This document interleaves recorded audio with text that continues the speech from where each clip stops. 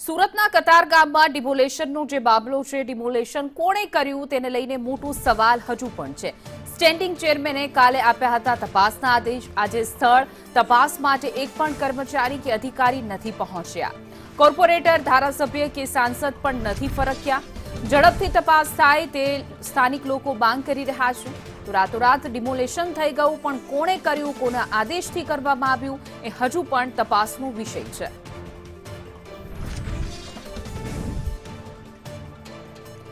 વધુ વિગતો સાથે અમારા સંવાદદાતા જયેન્દ્ર પાંડે જોડાઈ ગયા છે। જયેન્દ્ર, ડિમોલેશન થઈ ગયું છે, સવાલ અનેક થઈ રહ્યા છે, કોણે કર્યું, કોના આદેશથી કર્યું। જો કે તપાસના આદેશ આપવામાં આવ્યા છે, તેમ છતાં પણ કોઈ અધિકારી કે કોઈ હજુ ફરક્યું પણ નથી।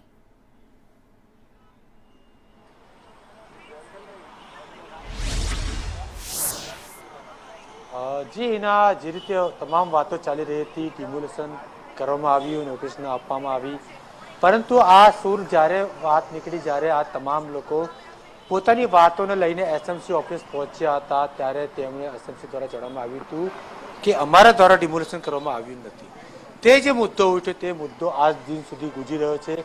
આ તમે જોઈ રહ્યો છો, કતારગામ દરવાજા પાસે આવેલ આખું નાસિરનગર, અહીં 100 જેટલા મકાનો તોડી પાડવામાં આવે છે, તેમાં કુલ 200 થી 300 જે લોકો રહેતા હતા। જોઈ શકાય છે હજી પણ તે તમામ લોકો જેમનું ઘર લોકોએ ગુમાવીએ, તમામ લોકો અહીં જે બેઠેલા જોવા મળી રહ્યા છે।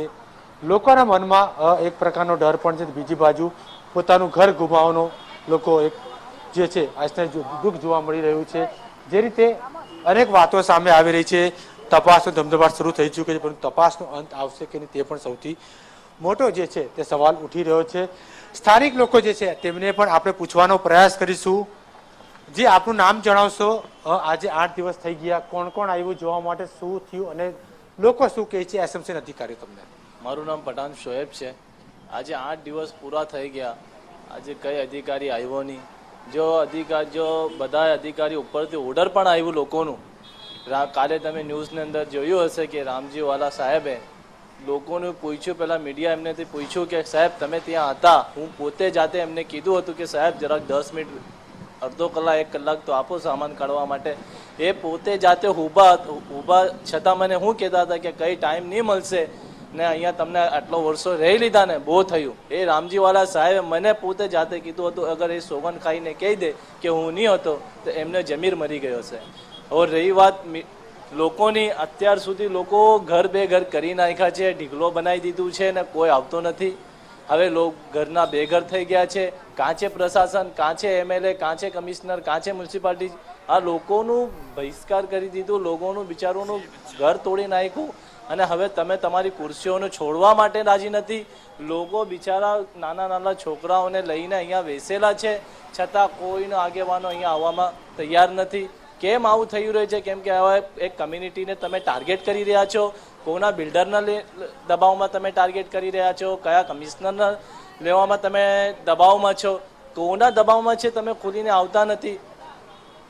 અચ્છા, આપ શું કહેશો, આ કોના દ્વારા કરવામાં આવ્યું છે, એવું કઈ કહી શકશો? કોણ છે, કોના ઈશારાને પછાડી? કોઈ કારણ તમને ખબર હોય તો, તમે સ્થાનિક છો એટલે? કોઈ ખબર નથી ભાઈ કે કોને કર્યા ને કોને નહીં કર્યા। તો સિવિલ ડ્રેસમાં આવેલા પોલીસવાળા બી ને એટલે એસએમસી વાળા બી એ બી એમ જ કહે છે કે આ ઘર તોડવાનો છે એટલે તમે બહાર નીકળો, કે અમને ઓર્ડર આવેલો છે। અમે કે ભાઈ કયા ઓર્ડર છે? અમે નોટિસ નથી આપ્યા તમે? તો કે કઈ નોટિસથી નીકળો બહાર, એમ કે અહીંયાથી। તો બહાર પકડીને બહાર નીકાળીને ઘરે તોડી નાખ્યા છે। કેટલા સવારે થયું હતું? 7 વાગે કરેલું, 7 વાગે, સવારે 7 વાગે। આપણે કેટલાક બહેનોને પણ પૂછવાનો પ્રયાસ કર્યો છે। બેન, અગાડી આવશો, અગાડી આવી જાઓ બેન। શું કહેશો બેન, કઈ રીતે હાલ લઈ રહ્યા છો? ઘર બેઘર થયા છો ત્યારે घर बिना तो कैसे रहेंगे? अब तुम खुद देख रहे हो, यहीं पे सब कोई आता है मदद करके, जैसा जो भी हिसाब से खाना दाना दे के जाता खा लेते और यहीं पे ही रहते और रात को यहीं पे सोते। सुबह में उठते, जरा है आमने सामने कोई के वहाँ चले जाते, जरा मुँह वो धो के चाय वाय पी के फिर आके यहाँ बैठ जाते। अभी घर भी कहीं मिल नहीं रहे भाई। घर का भी भाड़ा 8-8, 10-10 हज़ार भाड़ा है। हम लोग घर काम करने जाते थे, वो हिसाब से हमारा घर चलता था। अब हम तो काम धंधे से ही बैठे, भाड़ा हम कहाँ से भरेंगे? 8-10 हज़ार रुपये जितना भाड़ा उतनी दलाल लोग मांगते, तो कहाँ जाएंगे हम लोग? तो अभी घर भी नहीं बैठे हम लोग यहाँ पर। બેન, આપ શું કહેશો, કઈ રીતે હાલ રહી રહ્યા છો અને કોઈ અધિકારી કોઈ વાતચીત કરવા માટે આવ્યું હતું કે નહીં? આટલા 8 દિવસ થઈ ગયા, અત્યારે સવારે પણ કોઈ આવ્યું હોય વહેલી સવારે? બહુ બધા આવ્યા, લેકિન કઈ સમજ નથી પડતી अब શું થશે। આવ્યા તો બહુ બધા, પણ अभी घर के बदले घर, हमारी तो यही मांगनी है बस। हम रोड पे ही रह रहे हैं और जो हमको आके देख के जा रहे वही खाना दे रहे, हम वही खा रहे। बस हमको यही हमारा मांगनी है कि हमको घर के बदले घर दिया जाए और हम तो रोड पे ही रह रहे। हमारा घर है ही नहीं, घर भाड़े उतने, अब बारिश लग जाएंगी, घर के भाड़े उतने, डिपॉजिट इतनी है और क्या कहते दलाल भी उतनी देनी है, सब चीज तो अभी हम कहाँ से लाएंगे? हम तो घर काम करने जाते।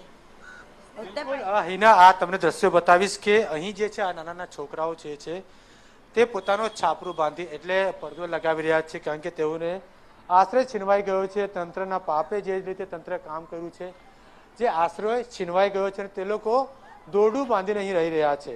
સ્થિતિ એવી છે કે અત્યાર સુધી કોઈ આવ્યું પણ નથી। ગત રોજ રાજન પટેલ જે સ્ટેન્ડિંગ ચેરમેન છે તેમણે આદેશ આપ્યા હતા કે હવે આવતીકાલથી ત્યાં અધિકારીઓ પહોંચશે, કામગીરી કરશે, સર્વેની કામગીરી પણ કરશે, કઈ રીતે કર્યું, કોણે કર્યું, સમગ્ર બાબતની તેઓ જે ચર્ચા પણ કરી હતી। પરંતુ થોડા સમય પહેલા પણ આપણા સંદેશ ન્યૂઝની ટીમ દ્વારા જે આપણા દ્વારા સુરતના જે મેયર છે માયાબેન માવાડી અને સ્ટેન્ડિંગ ચેરમેન તેમને સંપર્ક કરવાનો પ્રયાસ કર્યો હતો, પરંતુ તેમણે પોતાનો જે ફોન છે બંને જણાએ તે ફોરવર્ડમાં નાખી દીધો હતો અને અત્યાર સુધી તેમનો રિપીટ ફોન પણ નથી આવ્યો। શા માટે તેમણે ફોન કર્યો તો આવું કંઈ, પરંતુ મહત્વની બાબત એ છે કે ભૂતિયું ડિમોલેશન કોણ કરી ગયું? એક બાજુ એસએમસી ના પાડે છે, બીજી બાજુ ડિમોલેશનમાં જ્યારે સ્થાનિક પોલીસે પહોંચવાનો ત્યાં આતંકવાદીને પકડનાર એસઓજી પોલીસ અહીં ડિમોલેશનમાં તે લોકો સુરક્ષા આપે છે। એટલે વાત ક્યાંથી ક્યાં જઈ રહી છે અને અહીં સ્થાનિક લોકો ઘરથી ભેગર થયા છે, લોકો માંગીને ખાઈ રહ્યા છે, કોઈ બહારના લોકો તેમને જમવાનું આપી જાય છે, ત્યારબાદ તેઓ પોતાનું ગુજરાન ચલાવે છે। હવે એ લોકો એમ જ કહે છે કે કોઈ કાર્યવાહી ન કરે, પરંતુ અમને ઘરના બદલે ઘર આપી દો, બસ અમને બીજું કશું ના જોઈએ। પરંતુ ભૂતિયું ડિમોલેશન કોણ કરી ગયું તેના પાછળ તપાસનો અંત આવશે કે કંઈ, તેવી સૌથી મોટો પ્રશ્ન ઉભો થઈ રહ્યો છે। જી હિના। જી બિલકુલ જયેન્દ્ર, મારી સાથે જોડાયેલા રહેજો તો જોઈ શકાય છે કે લોકો બેઘર થઈ ગયા છે અને કોણ ડિમોલેશન કરી ગયું હજુ પણ અઠવાડિયા જેટલો સમય વીતી ગયો, પરંતુ હજુ કોઈને ખબર નથી કે ડિમોલેશન થઈ ગયું છે, કોણે કર્યું, કોના આદેશ અને કોને નિગરાણી હેઠળ આ ડિમોલેશન કરવામાં આવ્યું છે। સ્થાનિક લોકો એક જ માંગ કરી રહ્યા છે કે અમારો આશિયાનો છીનવાઈ ગયો છે, અમને અમારું ઘરના બદલામાં બીજું ઘર આપવામાં આવે, અમને છત આપવામાં આવે। જો કે તપાસના આદેશ તો આપવામાં આવ્યા છે, પરંતુ હજુ સુધી કોઈ કોર્પોરેટર કે પછી કોઈ સ્થાનિક નેતા કે પછી ધારાસભ્ય, સાંસદ કોઈ પણ હજુ ફરક્યું પણ નથી।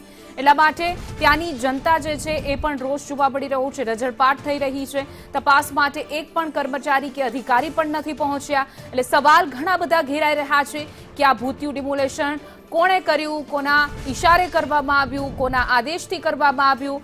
સ્ટેન્ડિંગ ચેરમેન છે રાજન પટેલ, જેણે તપાસના આદેશ આપ્યા છે, પરંતુ હાલ કઈ તપાસનું કંઈ જોવા મળતું નથી, કારણ કે એક પણ અધિકારી કે સાથે નેતા કે કોઈ જ ફરક્યું પણ નથી। એટલે સવાલ ઘણા બધા થઈ રહ્યા છે। નગરસેવક કે ધારાસભ્યની પણ ગેરહાજરીનો આરોપ સ્થાનિક લોકો લગાવી રહ્યા છે। તપાસનો કોઈ અંત આવશે કે નહીં એ પણ સૌથી મોટો સવાલ છે, કારણ કે લોકોના આશિયાના છીનવાઈ ગયા છે, છતાં કોઈને ખબર નથી કે આ ડિમોલેશન કોણ કરી ગયું।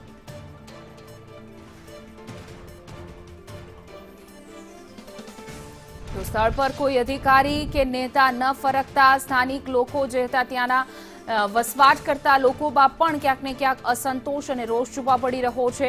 ભાડા પણ મોંઘા છે, સ્થાનિક લોકો સતત ત્યાંના લોકો માંગ કરી રહ્યા છે કે ઘરના બદલામાં અમને ઘર આપવામાં આવે। તો બીજી તરફ મનપાની કામગીરી પર પણ સવાલ ઉઠી રહ્યા છે। ડિમોલેશન થઈ જાય છે તેમ છતાં પણ કોઈને ખબર નથી પડતી કોણે કર્યું છે, એ તપાસનો વિષય છે। જો કે ચેરમેને તપાસના આદેશ તો આપ્યા છે, પરંતુ ત્યાં ચકલું પણ ફરકતું નથી, કારણ કે કોઈ અધિકારી કે પછી કોઈ કર્મચારી, નગરસેવક, ધારાસભ્ય કોઈ હાજર જ નથી થયું, એક વખત પણ સ્થળની મુલાકાત પણ નથી લીધી। એટલે સૌથી મોટા સવાલ થઈ રહ્યા છે કે આ ડિમોલેશન કોના આદેશથી કરવામાં આવ્યું।